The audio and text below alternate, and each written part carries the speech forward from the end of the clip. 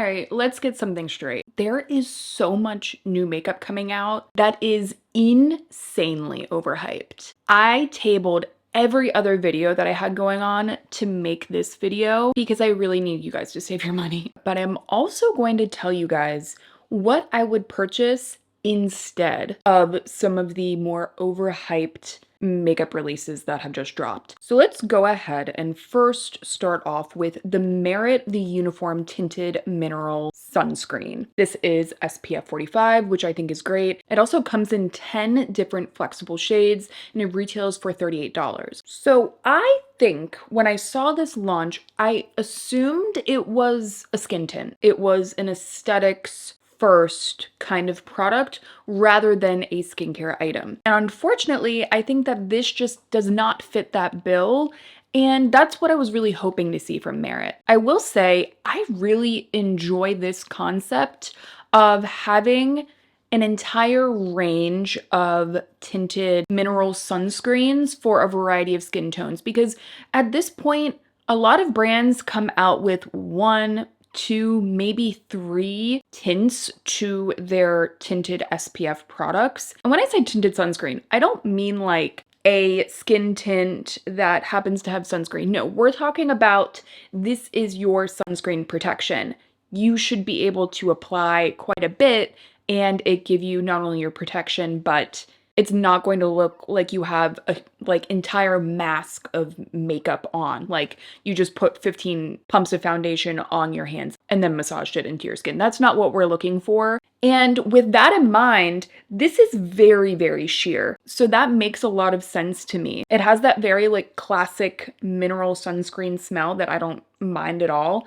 But something about this, it just does not vibe with me. I think it makes me look a bit greasy. It kind of clings to any of the hair that is on my face, and it's just not super, super cosmetically elegant. And I feel as though that is a very common issue with me personally and mineral sunscreens. I think there are people that will enjoy this, especially if you are a mineral tinted sunscreen connoisseur. I think it could be worth checking out. For me personally, this is just not a product for me, and I always want to not just come on here and be like, this is a bad product. I think nuance, especially in makeup reviews, is kind of lost at this point in 2025. I'm not saying this is a bad product, but it is definitely not made for me. I love to be able to apply a lot of sunscreen and not look super greasy, it not kind of feel like a lot of product on, and this tends to feel like a lot of product. So I think it is a product category thing that is not working for me, and also a textural cosmetic elegance kind of thing. This was actually a really huge bummer for me, I'm not gonna lie, especially because I personally was like, oh my gosh, I cannot wait for Merit to come out with more complexion because I literally love a ton of Merit complexion products, but this unfortunately is not one that I'm going to be reaching for quite a lot. Me and my Korean sunscreens, like, I don't care what I will have to do to get them. I will get them and they will go on my face. So if you're looking for like a light to medium coverage skin tint that just is really blurring and easy to put on, if that's what you were looking for, if that's what you were hoping the Merit was going to be, just go with the CL. The CL Tint and Protect. This was in, I believe, Best of Beauty 2025. It will certainly be in Best of Beauty 2026. It's just one of my favorite skin tints I've ever used. It is liquidy, it has a really nice dew, but it gives you the blur and it gives you a little bit of coverage. You can add as much or as little. By the way, it's what is on my skin today. It just does really, really well to perform so cosmetically elegantly. I don't use it as a mineral sunscreen. It has mineral filters. So again, I'm not recommending you use this as a sunscreen. I'm just saying that if you're looking for an absolutely beautiful skin tint, also takes really well to powder.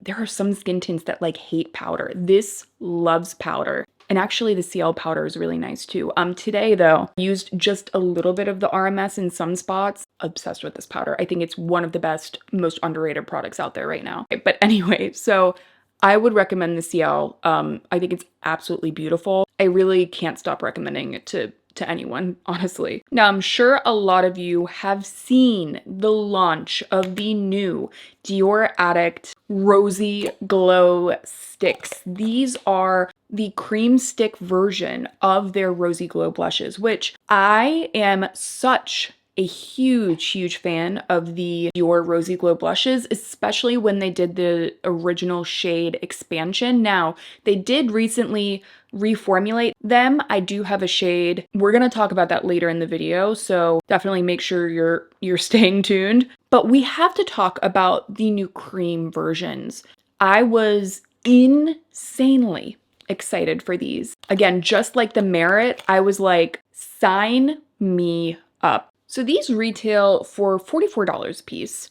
Not a cheap product, but I mean, it's Dior, what do you expect? However, that is just to say that, like, just because I love Dior, just because I love the powder versions, and I was excited about this, doesn't mean that I'm not looking and side-eyeing that price. Something that I really love talking about on my channel, and I think also has resonated with some of you, is that I am willing, and I'm very privileged and lucky to do so, but I'm willing to spend more money on more expensive products if they are really good. Like, I want really amazing quality formulas, whatever the price is. Like, if the blush happens to be $5 and it's amazing, great. Something is going on with these, you guys. So they say that they are pH activated. I don't know if I think that it is like the pH that turns bright pink kind of thing that a lot of us are used to. All I really see is that it does get slightly brighter, maybe like 10 minutes after. It's not something that necessarily completely changes the formula. It's not like I apply this and then it looks completely different after 10 minutes. It's just a slight kind of amping up of the brightness, just a touch. I bought the shade Cherry. I was the most excited about the shade Cherry because Cherry from Dior in the original line is like my favorite. I absolutely love it. But I also decided to pick up the shade Candy because it looked kind of like the new version of Coral, which they did decide to discontinue the shade Coral, which I don't know why they did that. I absolutely love the shade Coral. So this seemed like the pinky coral option in the blushes, so I decided to pick it up as well, just to see what the formula was like. That is Cherry and that is Candy. And Candy does have like a touch of a luminosity, not like a sparkle, but there does seem to be something going on with Candy, whereas I'm not getting that from the Cherry shade. So very pretty shades. They're just really lovely colors. I think Dior does color really well, but this is just not my favorite formula. First of all, you're gonna see the beautiful packaging. It's gorgeous. It's reminiscent of the like regular Dior lip glow packaging. I love that they did that. Super iconic. Then you're like, wait a second. It smells like the Dior Addict lip glow. Like, if you're familiar with Dior, you know they have that like slightly sweet, minty, almost like lip plumper-esque smell, which, you guys, I'll be honest, I love the smell. I love the smell. Why would I put that, something that smells minty, on my cheeks? Like, why would I be putting that directly on my skin? Well, to test these, I certainly had to. So I was willing to look past that. And as I've been testing these, every time something just looks really off. And I've been trying to nail it down. One, these are incredibly dewy. If you told me that these were a lip product, I would almost believe you, which is why it's like kind of trippy that these smell like a lip product, because they're also one of the most dewy, tacky blush sticks that I've ever used. Insanely tacky on the skin, insanely glowy. Like, you guys, I like a glow, and we're gonna talk about this cheek product in a second, which I am absolutely obsessed with, and I think I now need like every single shade of this line. I'm not even kidding, like I am so bummed that I spent, you know, $80+ on these when I could have easily spent that money on shades of this formula, but nevertheless, we'll talk about those in a second. But I think what is kind of weird about what's happening when they go on my skin is, one, I can kind of see the color separate and sit on top of my skin and not really want to completely melt into my skin. It also kind of sits on any peach fuzz, which for me is a no-go. And by the way, I don't think that you should have to shave every hair off of your face in order for a makeup product to work for you. So I get a lot of feedback like, Amanda, try shaving your face. Believe me, I've definitely tried, but I think that makeup should work regardless of having peach fuzz on your skin, because we all have it. It kind of sits on top of it. And then what I think happens is it takes away and moves the foundation under it, but you don't necessarily notice it all at once. It almost dilutes it, so it doesn't look patchy, but all of a sudden, any of the imperfections that were under are starting to shine through. So there's kind of like a dilution thing that happens. They're also, again, incredibly dewy, very tacky. I can feel them on my skin, and then I can smell them. I can't even tell you, I've tried because I really, really like these shades. I also love red blush. Like, a lot of you guys know how much I love red blush, but I just don't feel comfortable recommending them. For me, I think this was a really big miss for Dior. I think that these could have easily been like a blush of the summer had they toned down the dewiness and just kind of went with a softer matte formula. Can you imagine?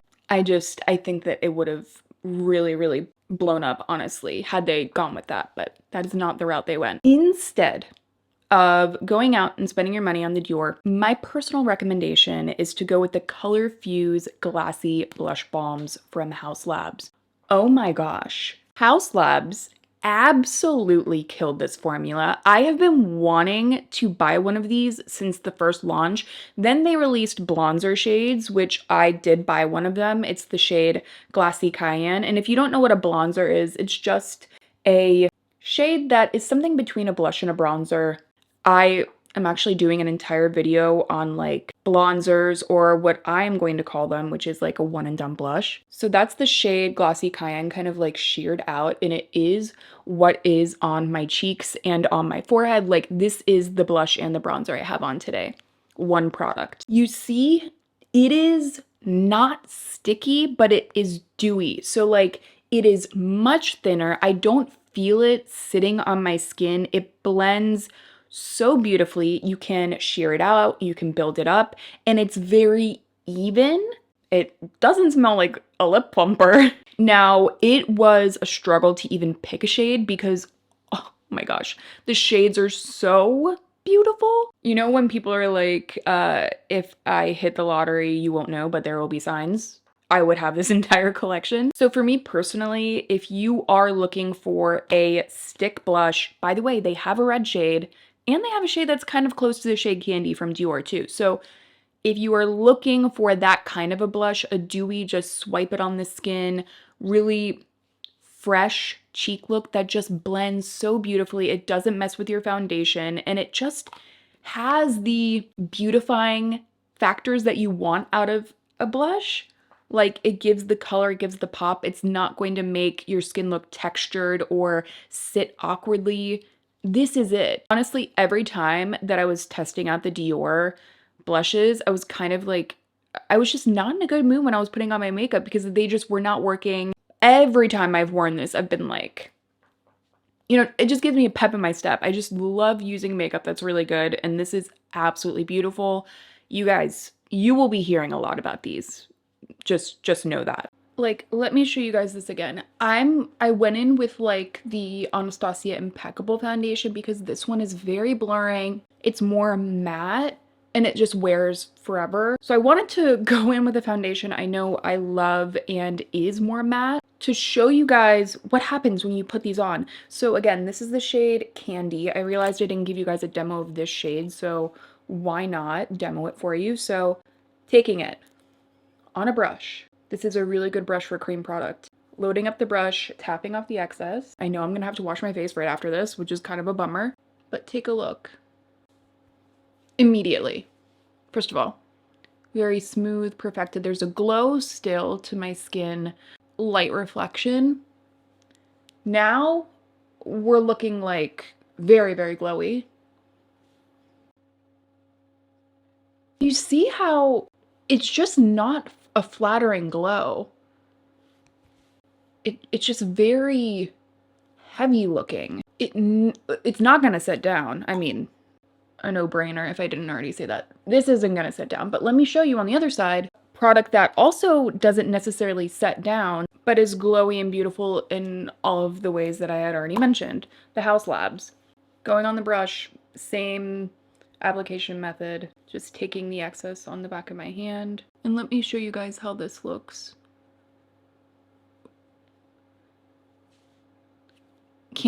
I hope you guys can tell the immediate difference, how this is much thinner. It's not as dewy, it's not as tacky. Feels like an actual cheek product formulated. Again, so like, I don't want you guys to think that I don't like this kind of look. And I love a lot of blush too, like, and I can apply a lot of blush in this way when it's a good formula.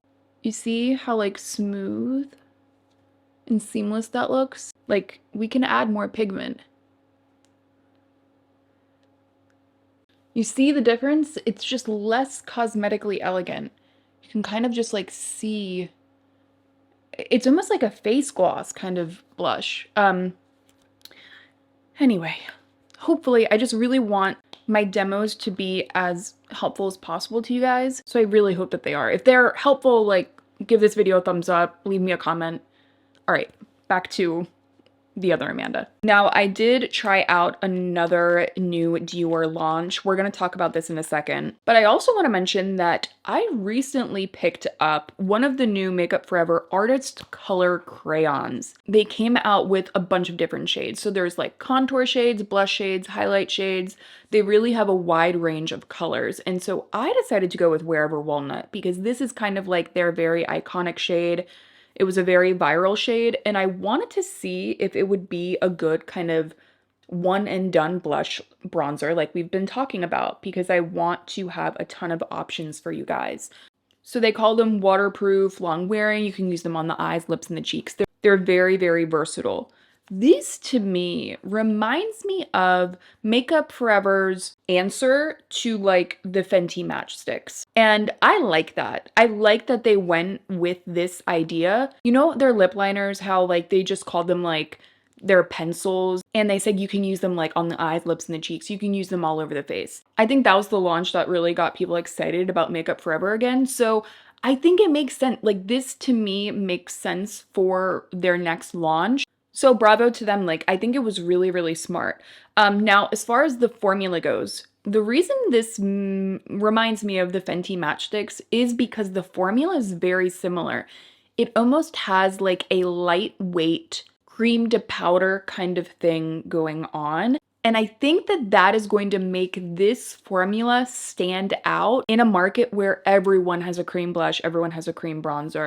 This is definitely going to be geared more towards those of you with combo to oily skin. However, I have really enjoyed it. I would be interested in trying other shades. I will say, like, I feel like they're less, like, they have less pigment than I was expecting. Like, you do have to build up at least this color a little bit because they blend really seamlessly and softly. I am, like, so obsessive right now about the House Lab stick blushes. So those are, like, if I'm comparing the two, like, that is the one I'm really excited about. That one I absolutely love. But I think that this is a good one. And I think if you're interested in more of a matte, very thin on the skin product, maybe geared more towards oily skin, I would say definitely try one out. Now, shall we get into lips? So this is the new Lip Glow Butter from Dior. Comes with this little cute charm on it. I mean, do I need the charm? No. Is the charm kind of cute? Yes.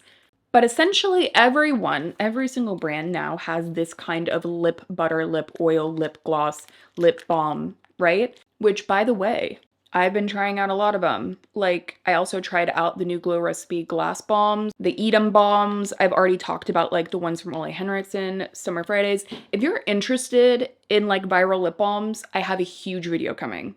So I'm not going to stick too long here, just to know that that video is coming. I'm very excited about it. I'm gonna give you guys like the lowdown on the actually good formulas and ones that are just like, you know, pretty packaging and just trying to be a Summer Fridays dupe. This is $42. This has to be probably the most expensive lip balm I have ever bought. But I have to say, it is very good. You know, I'm probably gonna stop using those blushes because I don't want them to taint the love I have for this smell. In lip products, I love this smell. The applicator is like this silicone, very like plush, flexible applicator.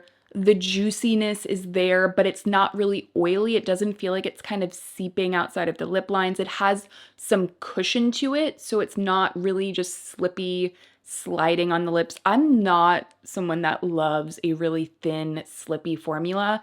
This feels like a liquid lip balm. So if that's what you like, if you like a glossy balm formula that isn't sticky, I think that Dior killed it with the formula. Really, I think that the formula is beautiful. There are other options, and I am going to give you guys other options in that entire video. And I can give you an overview of everything. But if you guys are wondering what I'm thinking about this, it's really, really nice. It's really nice. And I just have to be honest about that. Like, and I'm definitely going to use it. And honestly, the charm is kind of like, I don't know, the charm is kind of growing on me. I don't know, it is kind of cute. Okay, we're moving on. I have two different things on my lips. I have a stain, and then I did go ahead and put on the Glow Recipe Glass Balm on top of it, just to give it a little bit more red, because it was looking a little bit dark. But the main thing that is on my lips is the new Benetint Dark Cherry. It is the exact formula as far as texture goes to the OG Benetint. It's very liquidy, but this has more saturation and pigment. The color is delightful. It's again like this kind of blackened cherry shade. So it does have red to it, but it also has a little bit of purple, a little bit of brown. It's really, really lovely. And anyone that was hoping for more pigment out of their Benetint, if you are one of those people, I mean, I loved the pigmentation of Benetint, to be honest, but if you wanted even more, this is absolutely up your alley. I'm so into it. I also know that e.l.f. recently launched like their dupes essentially of the new Benetint and like their shades. I do have one of those on the way, so I will have a comparison up for you guys. So again, make sure you're subscribed, but this is really, really good. I really, really love it. Not overhyped in my opinion. It is absolutely beautiful. And it just lasts, and that's what I love about it. I cannot wait to try it more on the cheeks. I've been using it mostly on the lips, but for the summer, cheek stains are like my key to making everything last longer. Like adding a cheek stain, then setting it with a cream or a powder. That is how you get a really long lasting kind of blush look. By the way, I did also buy one of the Laneige Glaze Craze products that I'm going to talk about in that viral lip balm video. However, a very, very new launch are the new Violette Lip Nectars. They're hydrating lip stains. For me personally, I love a lip stain in general. I really enjoyed the shade selection I saw when they decided to release these, and the formula just looked really pretty. It just looked really nice. However, you know, there's always a part of me in the back of my head, I'm like, is this just another brand that is doing the classic K-Beauty lip tint lip stain and bringing it here? Because I already have quite a few of those in my collection, and they are more affordable, obviously. So if that, you know, if those are going to fit the bill, then I don't necessarily need this. So I wanted to pick one up and give you guys the lowdown. I picked up the shade Rose de Maube. It has a very tiny kind of precise applicator, which I really like. And I like this because it's kind of like, it's a nude beige. It does go a little bit pinker when it's on the lips, but I don't mind it. I still think it's a really beautiful color. I'll give you guys a swatch of it. So there is the shade. And again, this kind of shade is pretty difficult. I'm gonna call that like a caramel kind of shade. Like I feel like the classic color that a lot of brands go with is like, okay, we're gonna do like a berry shade, we're gonna do a red, we're gonna do like a dark rose, and then we're gonna call it a day. I feel like it's harder to find these lighter lip stain colors, and those are my favorite. So I went ahead and bought this one. This is something special. I don't think I have necessarily tried another lip tint quite like this. It goes on like a lip tint kind of jelly product. It has that kind of jelly quality to it, but something happens and it feels quite nourishing. Like it has that kind of lip oil quality to it, but it's not necessarily like a glasting formula. If you guys are familiar with those from a lot of K-beauty brands, by the way, these were made in Korea. It doesn't necessarily just feel like it's a dewy lip product. It truly has almost this balmy quality on the lips, this kind of balm oil thing that makes it really not feel necessarily like a lip stain. It's incredibly comfortable. It feels good on the lips. I still don't think this is like the first kind of lip product I would reach for to like heal my lips, but I'm really, really enjoying it. I also wanted to show you guys, this is when it sits on, like the color sits for a second, and that's when you first apply it. Like, I feel like there is a little bit of a rosiness that comes out. I don't know if they are necessarily pH adjusting. Once it's on the lips, it goes a touch more to this color, at least on my lips. So I wanted to, you know, give you guys that full context. You see how they stain, but this kind of looks just like a lip balm on my hand, like that glossiness. You know, I think that Violette has way more of a right to call this like a lip stain oil than Rare Beauty ever did, because this has the actual lip oil feel. I just think these are incredibly unique. And also, by the way, I'm not saying that like there isn't another K-beauty formula out there that is similar to this. That's not what I'm saying. I'm sure that there is, but I've tried a lot, you guys. I've tried like at least, I don't even know how many formulas at this point. And I haven't found one quite like this. I just gotta say it. None of them have that kind of lip oil finish after a couple of minutes, that liquid lip balm kind of texture that isn't tacky. Like it almost feels soothing. Very interesting, really, really cool formula. And I think that the shades are pretty perfect. As far as Violette's products that I've tried, I love the blushes, and now I have another favorite. This is really, really lovely. And before I go, I just wanted to let you guys know really quickly that this new Dior formula, their Rosy Glow powders, I'm not noticing a difference. I'm just gonna apply some so that you guys can see. So this is again the shade Cherry. Like this is a holy grail shade formula, etc. I don't really see necessarily like a textural difference in this product. I just am noticing more pigment. So I think that Dior took feedback from people being like, I did my brush in and I just can't get any pigment out of these, which I think is fair. That's honestly part of the reason I kind of liked them, but I think they just amped up the pigment of these, and I think they're going to work for more people now, which I think is the most important thing. So I'm not mad at it at all. Dior and I, if we had 2 bad blush launches, I might kind of boycott them for a little bit. But I'm very happy that they did not ruin one of my favorite formulas. Though I don't like the creams, I can absolutely still recommend the powders. Though they discontinued the coral shade, which was like my favorite brightening, like setting blush for my face that I've ever used. So again, I'm kind of mad at them again. So I hope that you guys enjoyed all of the product roundups, some alternatives to products that I really didn't like, and just the whole lowdown. If you guys appreciated it, all the demos, all the reviews, definitely make sure you're subscribed also for that upcoming one and done blush video and my viral lip balm overview. And I'm going to leave links down below to all of the colors, shades, products that I talked about today. Thank you guys so much for being here, and I will see you in my next one.